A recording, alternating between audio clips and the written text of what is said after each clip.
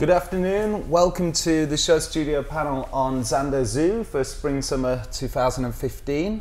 We've got a fantastic panel here today. We're going to talk about the Xander show, and we're just going to talk about the link between Chinese fashion and London as well. So Shaun, if you'd like to start the intros. I'm Shaun Cole. I'm the course leader for the MA in History and Culture of Fashion at London College of Fashion. I'm Tianwei Zhang. I'm from China, and I'm a freelance fashion writer based in London. I'm Sohrab, Golsorkhi, and I'm the art director at Tank magazine. And you also... I lived in Shanghai for a couple of years, did a project with the oldest art magazine there called Art World, and some other things, but yeah. Thank you very much. Okay. So I thought maybe it would make sense just to talk about fashion in China at the moment and menswear and what, you know, I guess because you were connected to the sort of cultural world in China. So Tianwei, what's I was asked to write a story for a magazine you work for quite a lot, and they asked me to include one Chinese one Chinese menswear designer, and actually I was quite surprised at how few sort of menswear designers there were. There was, you know, obviously Xander, and Kay Kwok was the designer I ended up covering, but there wasn't sort of, you know, there's so many women's wear designers now. There wasn't that many menswear designers. How's the menswear? I think actually in general, menswear design are quite a lot in China, but the thing is that they haven't got into the stage as women's wear where they can go to the international scale and do shows like in London or other places to let the world see them, because like LCM itself only got like 4 seasons by now, and like women's wear, but it's like a much longer history. I think the same thing with the Chinese designers' approach to the foreign promotion. And because like Milan and New York or Paris, other places where they do menswear, it's all like you have to be very established to be this place. But London is like a fresh, it's new, and it's easier for them to get on the stage. And because, you know, the time slot is very tight because only 3 days. So there's like only 1 or 2 slots for Chinese designer, and they don't have much money actually. The reason why they can come here because either is through a sponsorship or it's through the support of GQ China, and it's a very early stage, so that's why there's only few Chinese menswear designers that the rest of the world knows. But actually when you go into China, you can see actually there's quite a lot of designers. They are not necessarily have a foreign education backgrounds, but they do have a good understanding on what menswear is, and some even channel their like Chinese background with like the West, and then combine everything together to create a very amazing collection. Actually, I've been working with a designer called Shaun. He's from Beijing, and he does amazing prints and very successful collections, and has causing quite a buzz in China. But he's just, you know, he haven't got a stage to let the world see it. But I think in the future more people will get to know China better. Yeah, in that sense. Is there still like a bigger market though for women's wear than for menswear in China? True. Do you think that maybe? Well, one thing is that because the fashion education only started like maybe 10 years ago, so that's why first the women's wear magazine come to power, and then menswear like Vogue China come to China in 2005. But while GQ is like 2008 or 2009, so you can see the time difference.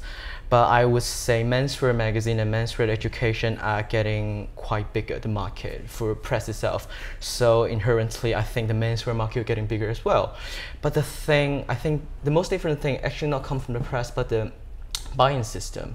You know, we don't actually have the like department store buying system where all the buyer from department store go to the shows and see the stuff and then go to showroom to place order. But instead, they ask those brands directly, you know, bringing stuff. So there's no space for young designer to actually showcase in those like prestigious place for people to see or buy. And it's only beginning like this April, we have our own very first like Chinese showroom in Shanghai during Shanghai Fashion Week. So we're just beginning, but I think in the future, because of the competition between the real estate or like those big shopping malls and department store, I think those department store will adjust their strategy to, you know, to use the buying system to actually buy into those young Chinese talent to get more like customers. So I think everything's getting better now. But, Yeah. And when you were based out in Shanghai, Sohrab, how how much fashion did you see? What was, because you with Tank magazine, you work with a lot of architects and artists, and how much fashion did you see? Well, I guess I didn't go to. I guess there was like Shanghai's Fashion Week started to. I just mean on people. Oh, on and people. around, yeah. I guess I maybe had a slightly distorted view, partly being a foreigner there, and mostly being only, at first hanging out with like English-speaking Chinese and people in the industry, and actually like within kind of fashion industry and the kind of brands and PRs and everything, the language was still English. So you kind of, I didn't like, there wasn't like the thing on like the street where I felt like I saw a lot of people who were like really fashion in the way that they were dressing, except for maybe, like I think it was mostly around like shopping malls and just like walking around neighborhoods and stuff. What's the gallery opening uniform? Quite similar to, I don't know. It's quite universal. Yeah, the same suits and ties. But I mean, I actually, so I asked a few people like back in China before I came on here to just like give me some like thoughts about like Xander and just in general. And like one thing that a lot of people, I can't remember, it's just like to do with the way I phrased the question, but they were like, there isn't necessarily like a Chinese style of Chinese designers, or they don't make clothes that look kind of Asian or Oriental. It's very much in like an international style, and so maybe you wouldn't necessarily be able to tell that. So like say with Xander, you can't really tell it's necessarily a Chinese designer, I don't think. What I found when I was doing my research, and then maybe both of you can answer this, there wasn't really an infrastructure of, I mean, obviously I was only looking at English language sources. I mean, I tried to look, but there was huge amounts of blogs covering Chinese fashion in English and going out in China and that kind of thing. But there's nothing at that ID level or Dazed level. It's all quite mainstream still. They didn't seem to, in English, because that's all. So I'm sure you can correct me. But I mean, did you find that as well? There's not really that much cool sort of magazines. Well, I mean, like for example, like Vice opened up an office in Beijing like 3 or 4 years ago, but I don't think they've done. I don't know what they've done since. And partly like, I think that's to do with like censorship problems and things like that. So if you want to do some like a magazine in a kind of legit way, then yeah, you obviously have problems. But I think. I don't know. I mean, I guess I came across some photographers who were maybe putting out their own books and selling them online, and because actually, there's like amazing. If you want to do like print production, there's amazing printers and factories and stuff in China, and you can get stuff done to like a really high quality. So if you're like a photographer and you want to put out a book of your own photography, you can kind of do that. So it was maybe more finding stuff that way rather than, I don't know, going to a bookshop or like going to 7-Eleven and you're just going to get GQ and Vogue and all that kind of the mainstream magazines. True. But then the other aspect is I think probably the market for those things is like restricted to like a few cities, I would have thought. Those big cities. And like obviously China's like massive, so when you're talking about like LV and Prada and all that, and they're selling like shitloads of handbags in China, a lot of that will be, in these kind of cities you've never heard of even, but like they've got like 10 million people, and it's kind of insane. But then, if you've kind of got a magazine, then I don't know whether you'd be able to like reach that market. Tianwei, are there a rising set of magazines sort of for the ID demographic? Well, they have similar one, but the thing with the Chinese publication that you need to get a publication permit from the government, and that's extremely expensive and hard to get. So that's why all the permit are within hands of those big companies. So there's actually no space for independent publication or anything fun that doesn't make a profit at the beginning, because when an investor invests in a magazine, they expect you to pay back as soon as possible. But I would say the international scene is quite different. The internet scene is quite different. Even though you don't put things in print, you still we have very prospering internet community where we talk about fashion, we communicate with each other, we spread the latest news. And I think in the foreseeable future, I think the niche for idea and dates will only exist in internet in China. Yeah, not print. But in some ways, isn't that advantageous in that it means that those ideas get spread in a way that they perhaps wouldn't while you wait for, and they get spread quicker. Yeah, that's true. And disseminated That's true. At a kind of, grassroots isn't quite the right word, but at a kind of more street level, rather than them have to go through the process of going through big publishers' publications where there is more of a kind of editorial control. I mean, not that I'm saying there isn't editorial control, because of course there is, but it's a different kind of editorial control, isn't it? And it allows for that kind of closer conversation, and also, I suppose, in terms of disseminating outside of China as well, the possibility of accessing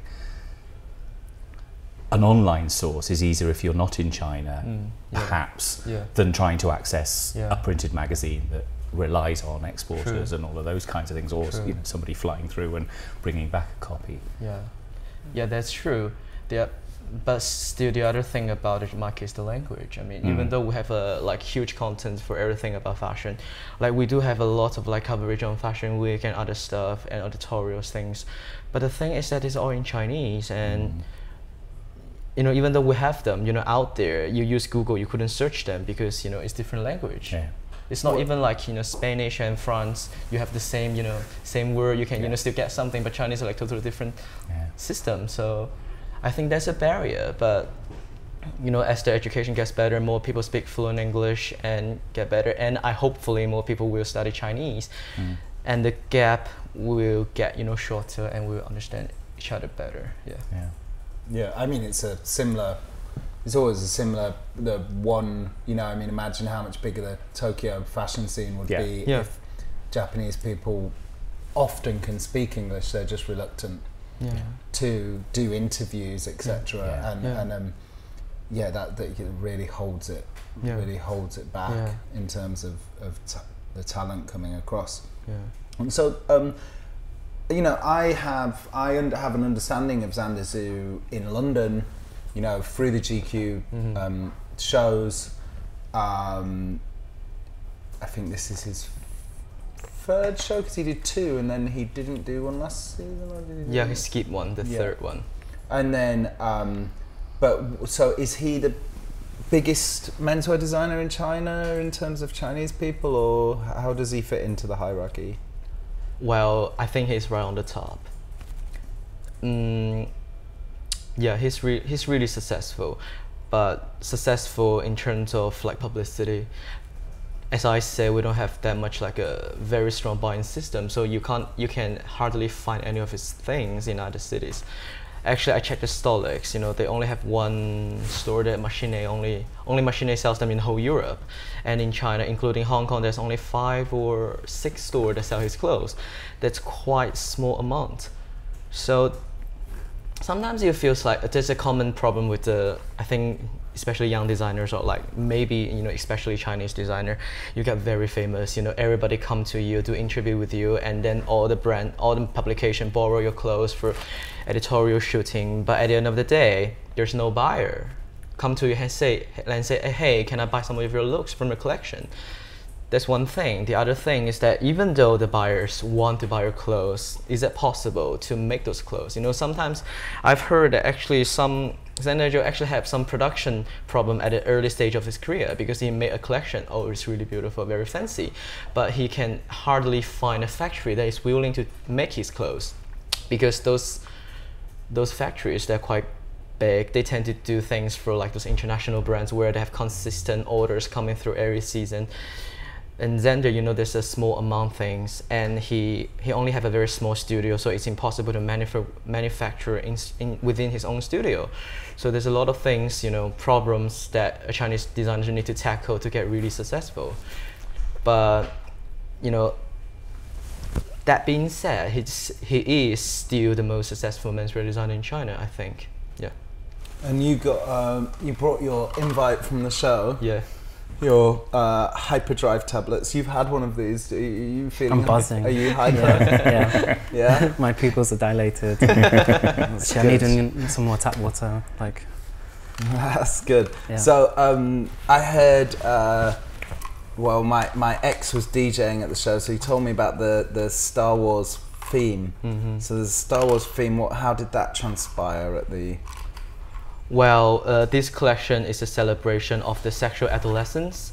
So, according to Xander, I interviewed him at the backstage before the show, and he said this collection is like a beach party.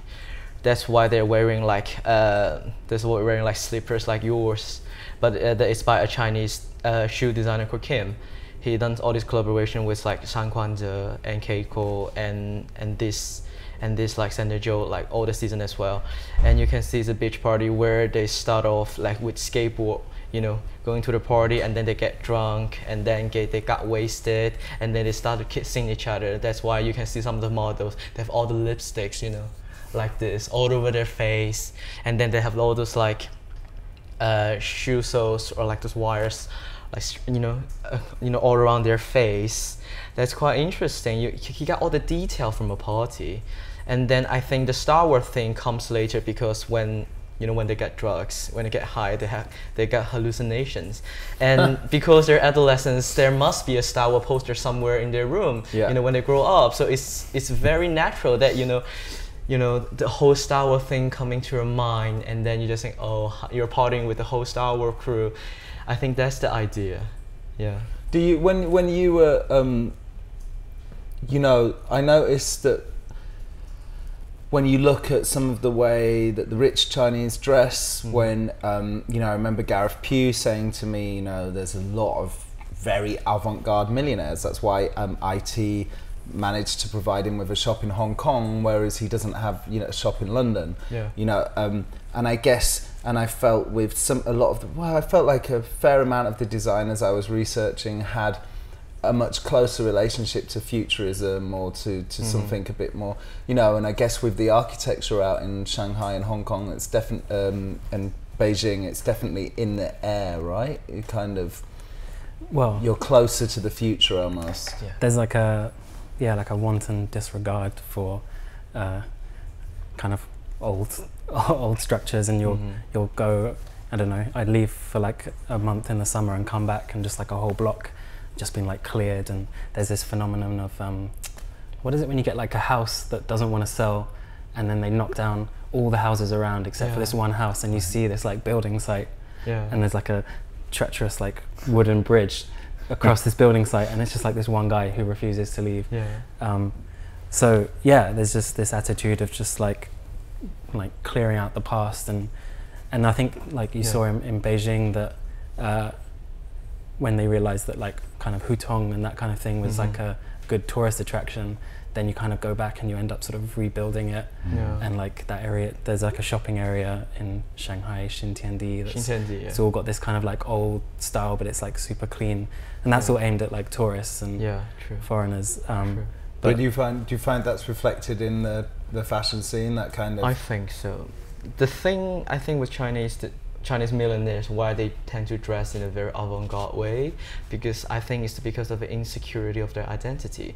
Because, you know, after the Cultural Revolution, they're all self-made men. You know, they don't have like a long family background with a lot of money inheritance, so they can grow up in a very, you know, comfortable situation. It's not. They work really hard to get where they are today. So, but when they look back, you know, they have nothing to support them, to back them up. So they need something to show their identity, you know, to stand out, because the only way they can be differentiated from other people, because I think that's the most interesting part, where Chinese people, they dress in a more radical way, or like Asian in general, because our past, especially mainland China, our past is far behind us.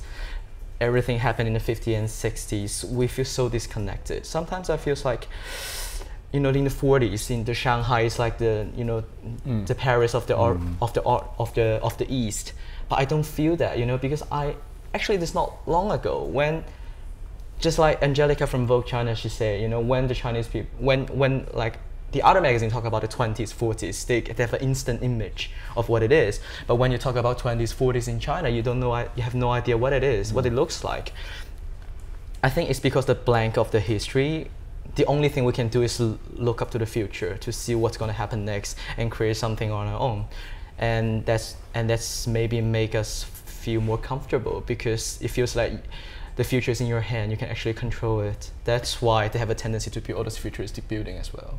Do you think there's also something about the way in which the West kind of has this kind of romanticized idealism of exoticism of what China was, particularly Shanghai, in the 1920s, as the kind of Paris of the East, that whole kind of idea of Orientalism and exoticism, that in some ways is perhaps even a subconscious reaction against, which is why you had that kind of big division with the kind of Cultural Revolution and the kind of disregard for that, and then a kind of rethinking about that and a kind of flattening almost. And so the West has kind of hung on in some ways, and even and the West even romanticizes that in some way as a kind of exotic other, doesn't it? And so maybe there's something about, and I don't know, I don't want to put words into mouth as a Westerner kind of exoticizing the East, but to leapfrog that into what you're talking about as a kind of futurism or a kind of hypermodernism kind of allows for a kind of different way of looking at those ideas of exoticism. Well, it's also it's also our own neuroticism about, the future's yours and the future's not ours, and I think the kind of great mental breakdown after the economic crash, and the invasion of Iraq, and the like, shit, what have we done?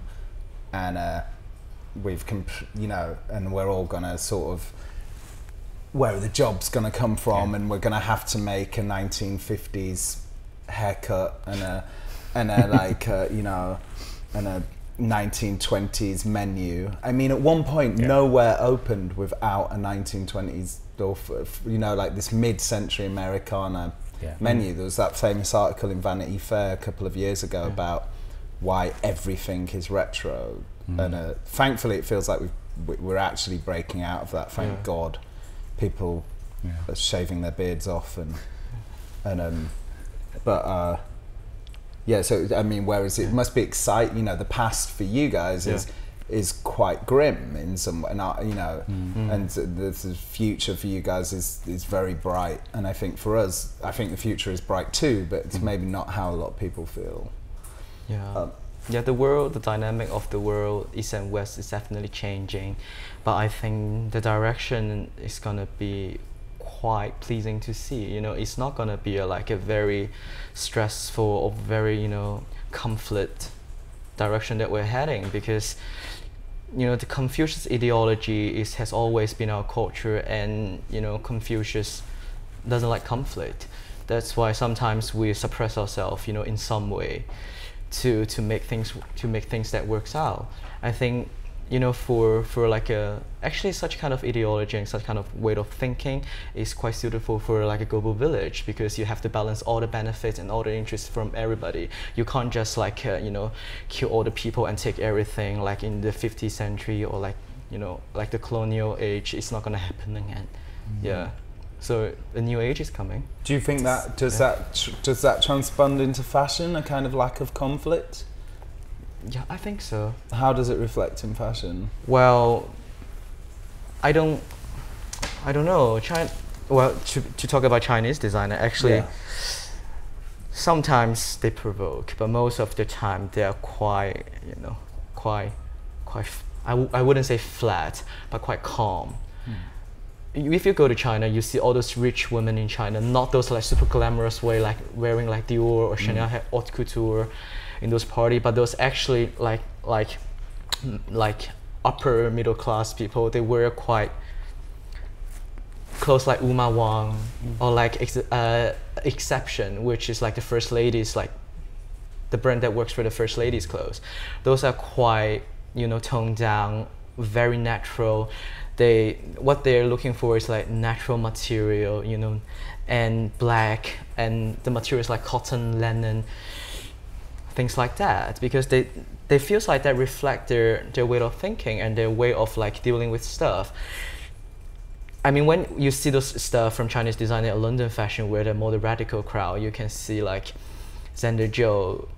He is totally, you know, I remember in his previous interview, he said, you know, you don't need to have something Chinese in your collection to reflect that you're a Chinese designer, because you're a global citizen. You can do whatever you want, right?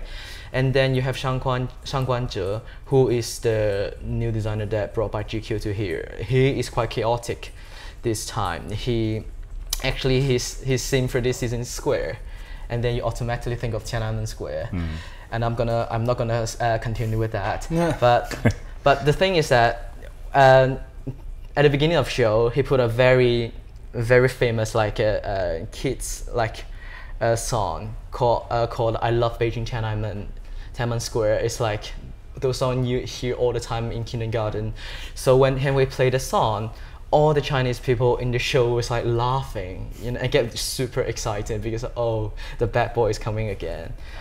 And you get the idea, you know, he is intent to provoke the audience. You can see all the like those not very pleasing word in Chinese on his clothes, and then some Russian prison inspired tattoo like motif on the clothes. That was quite refreshing even for us, you know, for Chinese audience, quite new. Of course, you know, such things cause some controversies back to the mainland China, where people think it's not fashion, you know, it's just like not fun. But so one of the things I was wondering about as well, when I was working at Vice, I did a thing where I asked every office to send in a picture of I really find this word horrifically offensive, but essentially a chav from that country. And the Chinese editor of Vice just insisted that there was no such breakdown in Chinese society, that there was no kind of no equivalent. Is that right? It's interesting. I mean, you said that because I remember, like, you know, when you go out at 4 or 5 o'clock in the afternoon, there are like no kids anywhere, and I don't know where they are. There's like obviously instantly shuttled from school to home, and like the school, I think the like education is like incredibly strict. And then I think you have like still the one child policy, and so you end up with, I think there's like a fear that a lot of kids are like overly coddled because they have like dead parents, and they have like 4 grandparents like looking after this like one child, and there's like this immense pressure. And that, going back to what you were saying about the what was it, the wearing Gareth Pugh and that, I kind of wondered like whether that's in part like also a kind of reaction against that kind of being the focus of 6 parents' attention, and kind of like wanting to break out of that. Do you think that's also, you know, leads to why there's such an increase in Chinese students in London as well, in that, you know, there is that support, and there is a, you know, a supportive kind of infrastructure within the college, but also there is that element of freedom, isn't there? And there is something that offers a kind of, it's not just about education and not necessarily fashion education. I mean, that's probably something else to come on to, isn't it? But, you know, that idea that you kind of, it's like any youth, isn't it? You go off to university and perhaps it's, I don't know, is there a kind of even more of a kind of impact when you come this far to somewhere that has such a different kind of approach? You know, London, I guess, is such a kind of momentous city in so many people's minds, isn't it? Whether that's the reality or the fiction of it. But, you know, I think, you know, I see certainly, not necessarily on my course, but in other courses, you know, in the college, that there is a huge amount of Chinese students, and it's interesting looking at the kind of the style. You know, there are some who obviously are very conservative and are wearing kind of a very kind of what perhaps is seen as a kind of proper way to dress. And then you get those other students who are kind of pushing the boundaries. I mean, it's a fashion college, of course there are, and I think it depends often on the courses they're doing. I think probably those doing the kind of business courses are less inclined towards the kind of avant-garde expressions, whereas the designers often are experimenting with their own kind of look, which they're then interpreting into their designs. I think that pretty much sum up my experience growing up. I'm the only child in my family, and they pay a lot of, when I was young, of course, they pay a lot of attention to my education. I wasn't particularly a very, academy excellent student, but later I got really good at study and then go to a very good university in China, and they are really proud of me. And that's the weird thing about tiger parenting. When you satisfy their expectation, you can do whatever you want, and they'll say, "Oh, my beloved son, you just can do everything. We'll support and love you no matter what." And then of course London, because sometimes I feel like actually all the buyer stores in London, one of their biggest spender are Chinese fashion students. No matter how Machine, Selfridges, or opening ceremony, like myself, I'm their regulars as well, because sometimes I feel like maybe the vice editor in China, they say there's no such a thing as a radical, kid, adolescents that in China, because I think one of the reasons is that they're in such particular environment where you are not allowed to dress in that way, because not only your parents but the whole society will tell you, well, this is not a very proper and a very polite way to do so. But it's totally fine with these millionaires because they want to buy the youth back. That's why I remember in one of the panel here, say who is buying those Yves Saint Laurent jacket, to get the rocker look. It's those 40, Chinese millionaires, super successful businessmen. They're getting the biker jacket because they don't have the adolescence. So now they can do is to buy the period of time back through clothes. That's interesting. Yeah, that's very interesting. Shall we? Sorry to cut you off, but I'm thinking let's look at the show, and then let's pick up, Shaun. Let's pick up the education theme after the show. Sure. Yeah. So here we are.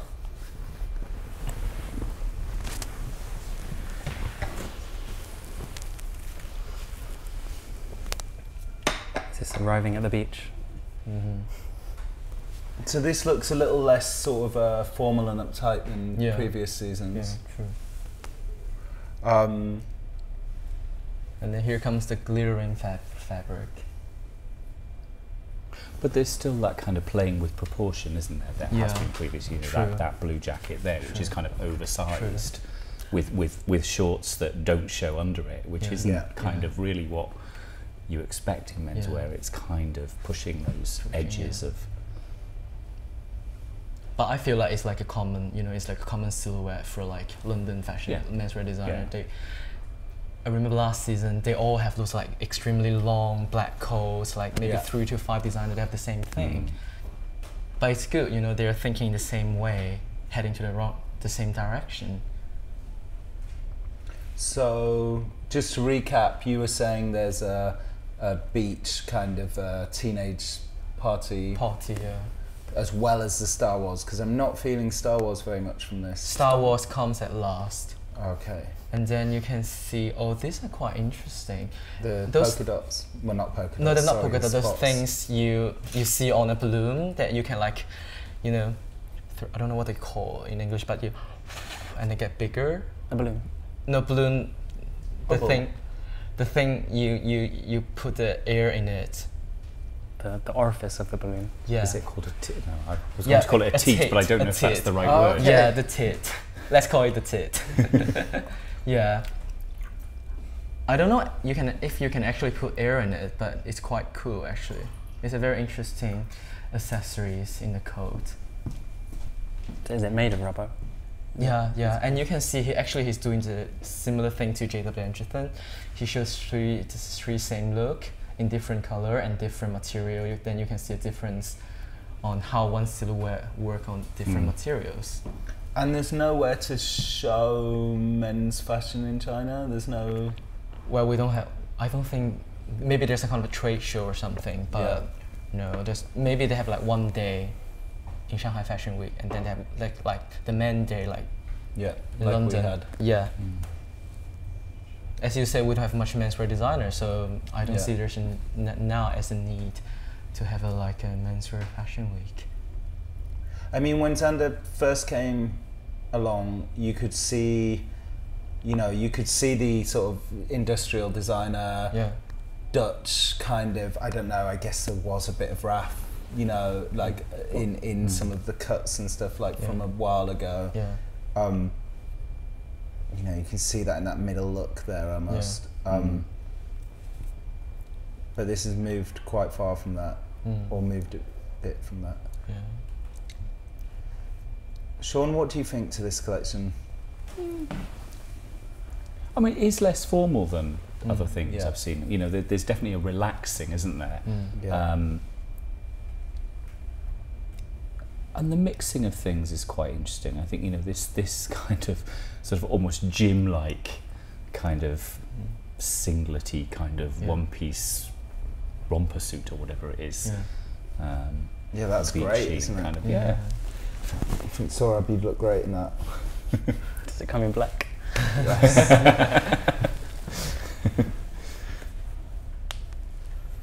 And then here comes the knitwears. Then you can see the lips, the red lips.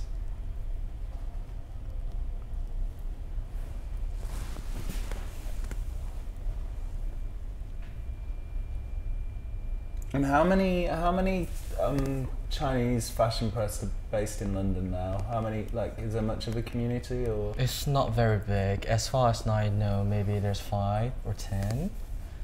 Because women's wear and menswear, well, again, because you don't have besides Burberry, you don't really have those big advertisers here to actually support and fly you in to support all the fashion wear. It's not like Milan or Paris, they can just cover everything. So only those press Vogue, Elle come in each season. These optic prints are, Yeah, that's quite nice. is it a print or is it, yeah? I think it's knit. Knit, yeah.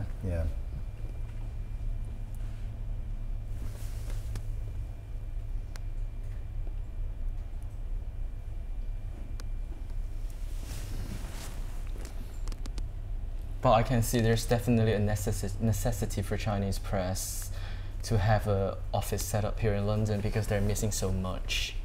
Yeah, especially those digital websites or something to do social media.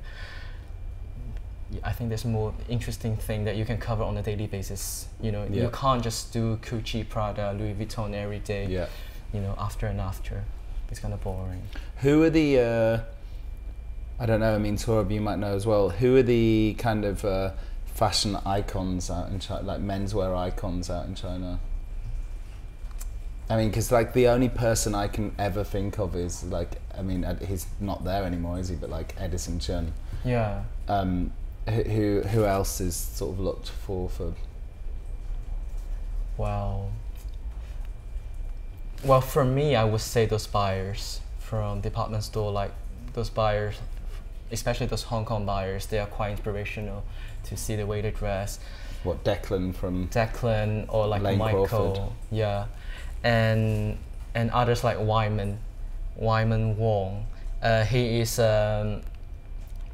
he writes songs, and he's quite a radical fashion figures. He dress in a very unconventional way, and the other thing about him is that no matter what he wears, it sells. That's really good. As for mainland China, I haven't seen a very big menswear icon. And yet. Because in Hong Kong, Korea and K-pop is very, very influential, right? Is that the same in mainland China, or? I think it's even crazier. Right. All those girls, you have no idea when those Korean pop band come to the airport. You thought there's a riot in the airport. Those girls just crazy, screaming, crying all the time. And then they even hire cars to chase their car, those celebrities' car from all the way from airport to hotel. So is this, are we on Star Wars yet? I think we went past it, didn't we? Oh, we went past Yeah. it? I'm very excited about Star Wars. Can we scroll back slightly to?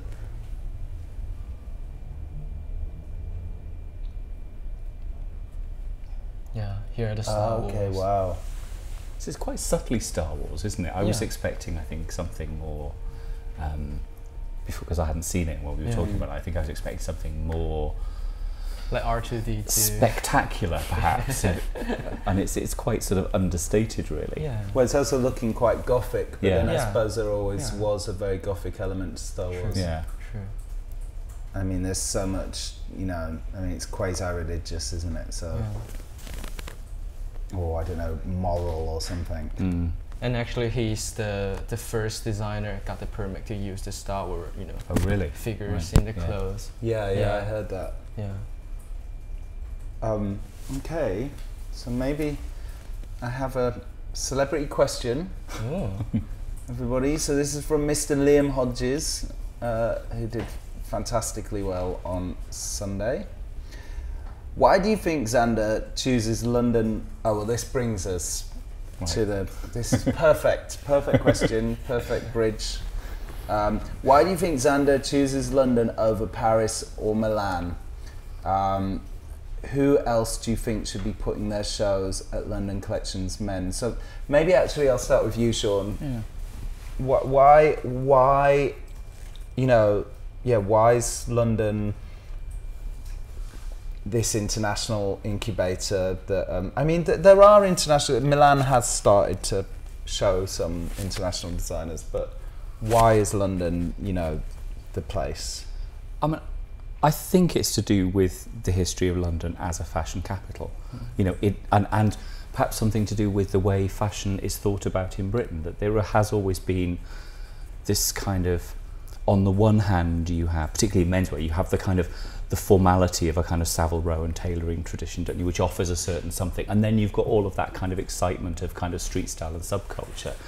And I think London has always been the place that people have gone, whether they're producing fashion or consuming fashion or creating fashion from a kind of personal perspective. It's the place that people have flocked to be able to allow that kind of expression of identity. And I think I have one Chinese student on my course, and I asked her why she thought Xander was joking, and she said that she felt it allowed him to do things he wouldn't be allowed to do at home. You know, that London allowed for that kind of expression that you just wouldn't do, and that he wouldn't be able to do in the same way if he'd gone somewhere like Paris or Milan or New York. That London allows for that creativity. And I think with London Collection Men's, you know, creating that space as well as reinforced that idea, hasn't it? That London is the place to come and push at the boundaries of what men's fashion can be. Well, I think as well, people, you know, when you go to New York and you know, you go to an office in New York and most people are American. Yeah. You know, and I don't think I've ever been, like literally never been into an office in London that doesn't have a mixture of nationalities in there. That's true. And you know, whether that was my first ever job in London working in, you know, people that had bought a pay-as-you-go phone, or like every single magazine office. And I think so many people talk about how they don't feel like that being a foreigner just isn't a problem. But I think you can be a Londoner, can't you? I mean, I know there is a kind of tradition of, you know, people who've been traditionally born in London, but I think in some ways now being a Londoner, you know, if you live here, if you work here, if you populate London, it's okay it's become a kind of, almost a kind of way of expressing something that brings together all of those different ideas, and that it doesn't necessarily matter. I think it's interesting when, you know, you hear Americans talk about that insistence on saying that they're Italian American, they're Chinese American, they're whatever American. And I think, you know, Britain certainly, and London even more so, just allows you to come and be.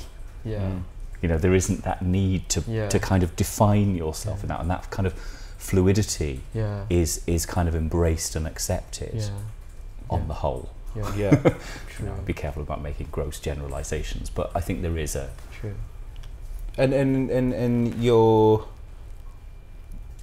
the College of the Arts, University of the Arts London, is how many? I mean, how many foreign students and how many Chinese students? I think the statistic is over the last 5 years has been a 100% increase in Chinese students. I mean, it's partly to do with being able to afford, you know, to study, isn't it, as well? Anyway, we won't get into that, a whole other debate. But I think, you know, increasingly, and I think the London fashion education is something that appeals to people. But I think, you know, and that has grown, and I don't know what the statistic, there are masses of Asian students, and I see on the design courses, you know, an increasing number of Chinese, Korean students coming. But it would be interesting to think about what happens to that, you know, as you know, people like Xander who were trained in China and then have gone to the Netherlands, I know. But, you know, as a new generation take back their training, is that going to change? You know, is the training going to change within China itself? Would be an interesting thing. I don't know. Did you find working out in China as a European, do you find that you were still in a position of people presuming you're an expert, or is that fading? I think that's fading. Maybe caught some of the end of it, but yeah, I don't think you can kind of go there anymore and say, you know, as like some shit photographer and be like, I'm English, let me shoot for Vogue, because it's not going to happen. But so that's a good thing. It's just like a general increase in quality of the work. But like actually, I was like going back to what you were saying about people kind of maybe going back, and maybe the change towards education. I think that I think out of that maybe will lead to people, more students staying and studying in China, and then also more of a progression towards a kind of aesthetic style which is not just in fashion but across design and the arts, that is a contemporary Chinese aesthetic, in the same way that you can talk about like Northern European style or Italian style. At the moment it's still very it's, I guess, it's like predicated on where you were educated, whether you went to school in Holland or in London. But as people go home and as like go back to China, and maybe Xander gets like 20 years time, he'll maybe be teaching, and like the students that are coming out of there will, I think it will change. Maybe, hopefully, if they want to. Well, why do you think people want to come to London? Well, because there's quite a few Chinese women's wear designers based here, right? True. Well, I think it must, you know, you can date back to the time where British come to China, and then all the colonial experience. Actually, it creates a special bond. You can see you have Chinatown, you know, right in the center of London, and there's already like a Chinese community here for centuries. So it's not only fashion education and everything, like for investment or like doing business, the first destination for Chinese company is always London. And because you have already have like sort of like a correspondent kind of things happening here, so it's easier to put in touch with people and do business or do anything here. So I think that's why London has the extra, you know, allure than Paris or New York. And the second is that I think it's about the freedom. You can do whatever you want. You can be whoever you want. You can be true self. You know, even though when I was in China, I'm quite free, you know, myself. I can also do whatever I want. But sometimes you have to think of other people's feeling. That's very strange. You know, sometimes you just think, oh, you're going for a dinner for a friend, and think it's better to dress down because they wouldn't feel very comfortable. But here it's like, okay, whatever, I don't care. You know, it just go as the way you are, and that's quite pleasing. You know, for I think in general, especially Chinese student, young people, when they come to here, it's like a journey of like, you know, self-exploration and self-development to see what you really are. You are not being molded into the pattern that, you know, the education system in China trying to make you. But here you can grow in different forms, and the possibility of creating something different and new is even greater. And get back to like the education, like this year CSM in the graduation show, they have a Chinese designer called Graham Fan. He's Hong Kongese, and he grew up in Canada, in Hong Kong, and London. He's quite international, but his graduation collection is a perfect mix.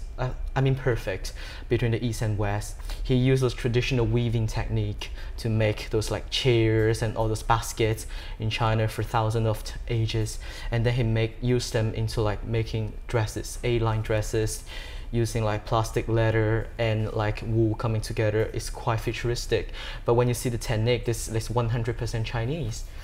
And I think this is where the next stage is heading. You know, the fusion is inevitable. Like even for Xander, sometimes you can see, you know, he tried to create a very international, very futuristic look, but sometimes when you look in the details, you can still see his, you know, his Chinese identity and background.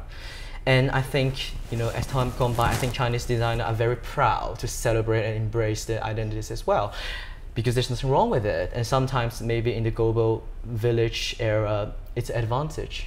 Yeah. Also flipping that, sorry, the like made in China tag, and like turning that into like something that's positive. Yeah, made in other planet. Yeah, like but kind of like made in another planet. That's the tag from Xander Zhou. It's not. He doesn't say where they're made from. It's like from other planet. It's alien anyway, you know. Well, that's interesting. I mean, that makes a lot of sense. Yeah. I've heard. And I think I'm also quite fascinated with the idea of, you know, as the world changes and London needs to think about its position in the world, and just that idea, and we touched on it a little bit, of this, you know, youth culture is so important to what we do, and so important to our fashion industry. And maybe you know, Japan maybe, but really the other fashion industries are not as connected with youth culture. I mean, in Italy, it's not about youth culture. Right? I mean, there is no youth culture because people live with their mum and then get married. And like, you know... I'd say that's going to start happening in London. Well, that is a fear. Who can like... That is a fear. That's the fear with London, is like everyone's going to get priced out, and I mean... But in some ways, doesn't that mean that the money is there then to spend on other things? You know, if you're not having to, if you're living with mum and dad. I think they're living with their mum and dad because they can't afford to pay rent, and so they're not going to go out and buy like fucking Gucci handbag. Aren't they? Well, maybe. But no, not maybe Gucci handbag, but maybe, you know, that allows to continue that expression. Well, that does happen. You know, I mean, that is why you don't have to stop spending money on kind of edgy clothes because you've then got to kind of pay masses of rent or a mortgage or whatever. You know, you're paying your mum and dad, they're supporting you. And I might be wrong, I'm way too old to really be involved in this anyway, but you know, that does allow for that spending on the things you want to spend on, you know, perhaps to continue buying clothes and continue supporting kind of new, I mean, in Asia that's true. That is the model. That is why you have the stores that sell all the young British designers, because so many people are able to live at home, and so they might have 500 quid to go and spend in a shop that month. Yeah, true.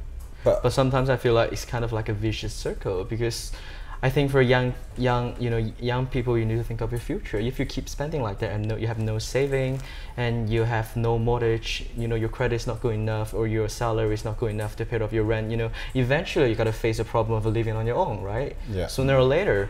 So I think, you know, the earlier the better is the good solution. Maybe this is Chinese way of thinking, you know, thinking in the long term. Yeah. Yeah. But like, I mean, you know, that value of London as a youth culture and something I think that's marketable, right? Yeah, and true. That's the thing. That's the major difference between London and other places, because London is the capital of youth culture and creativity, and for Asia, at least for now, is mainly the consumer market.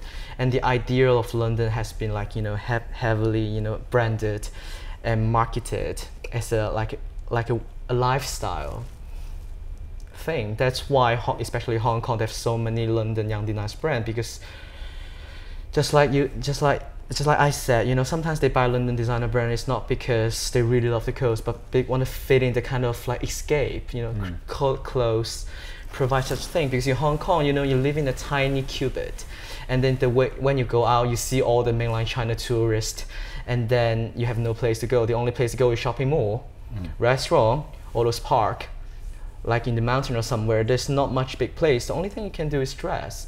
And sometimes, you know, the game of dressing become quite fun because you can wear Paris designer, pretending that you're, you know, having cafe in the La Seine, and then you can wear London young design clothes, then pretending you're a Dalston, something like that. You know, the kind of image stuff is how things goes in the marketplace, rather than, because here is where things originated.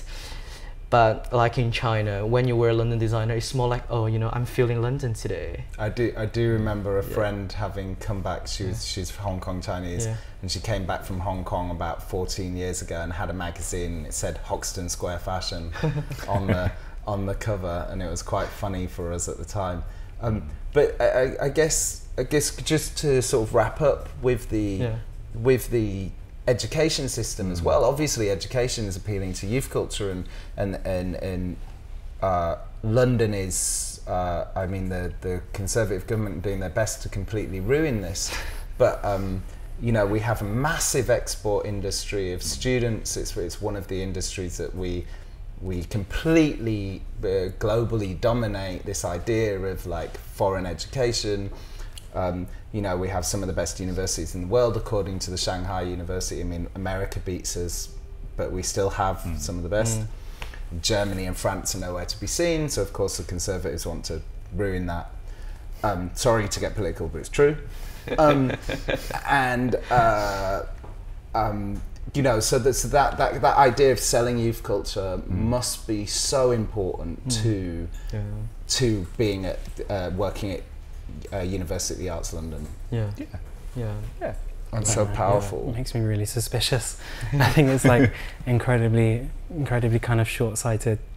Once you start talking about packaging up London as like a kind of destination for like youth culture, because as soon as you start doing that, that's when the rents start to rise, and the people that give some kind of authenticity, or I hate kind of authenticity, but like a genuineness to something approaching a youth culture, that's when it starts to disappear, and so it's just like a kind of whatever, like a snake eating its tail or something. Really? Sometimes I feel like I just move place. It's like 60s Chelsea and like 90s Hoxton, and now it's like Peckham or like Brixton. You know, they just move to the cheaper place. But then eventually you just end up leaving London. I don't know. But I don't know whether they will, running because, out of places to move to. You've got, I think what people forget about London, it's not just the capital of England, it's the capital of Europe. So you've got 500 million people who, if they want to be cool, you know, if they want to be cool and like shag loads of good-looking people, they come to London. Like that's what they do. Like they come to London to get a job. London's a great place to get a job in your 20s, because we're quite good at giving young, you know, there's a weird thing that to be 22 in London is really good. Maybe late 20s is actually bizarrely harder. But you know, in Europe, you can't get a job till you're 30 is often a complaint, you know, in Italy and Spain.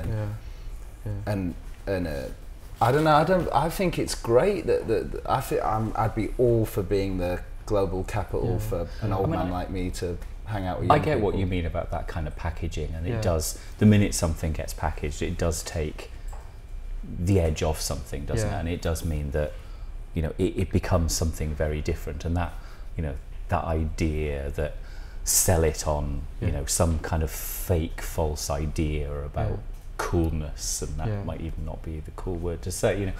But I think there's always going to be a new generation. I think London has had that for such a long time.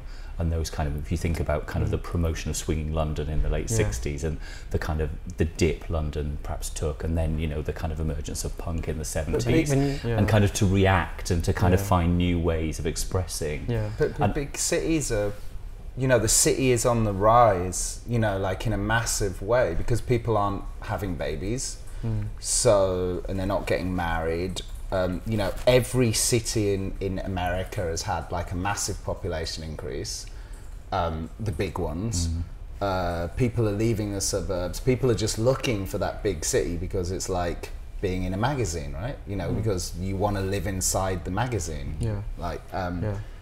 And so I don't know. I think to fight it is. It's more that it's like when you talk about like conservative government like fucking up the well, I mean London and the kind of breakdown in regulation. It's partly part of the like PR behind that is that like this like bluster that what can I say, like that another generation will naturally emerge. Yeah. And I don't know, just to assume that's where, you know, you start taking money away from education, and then you assume, oh, what, people are going to like educate themselves, or... Well, that's why we've got to keep Chinese people coming. Sometimes I do feel like actually education is not about what school teaches, but what teach yourself. You know, when I was in China, I don't go to class. You know, I barely go to class. What I do is like, I study what I want to, and here as well. You know, I study at CSM now as well. You know, we have class once a week. But what most of the time I do is like I go out, I observe. You know, I learn things that, you know, the school can possibly never teach me. I think it's more about what you want to do. Like the packaging, selling the London experience, you know, it depends on the individual. If you are like those people who go out there, grab everything you can and just like, you know, circulate and get everything, I think it's a very good experience and you will get worth it, you know, no matter how expensive it is for Chinese students. Of course, you can have the like kind of very, you know, Chinese way of living, you know, go to Selfridges, buy a sling bag and Zano tissues, and then get a haircut at Chinatown, you know, I don't know, but just like they have the kind of like very Chinese student-y way of behaving, but you can actually jump outside the box.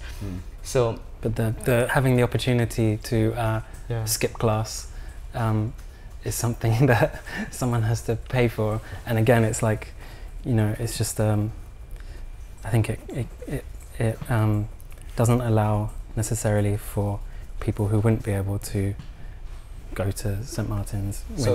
So closing thoughts, will London become a bigger centre of Chinese fashion, Shaun? I think it probably will. Yeah, I think it's you know, there is an encouragement to have Chinese students coming. You know, there is a